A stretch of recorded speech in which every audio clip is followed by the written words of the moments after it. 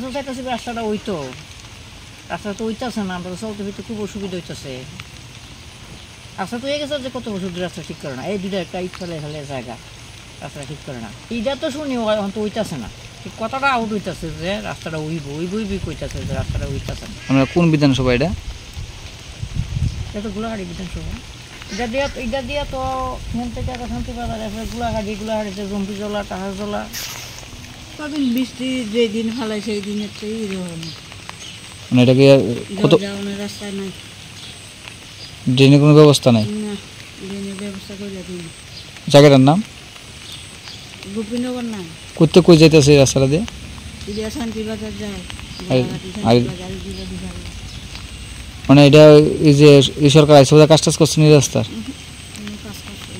আমরা কি চাই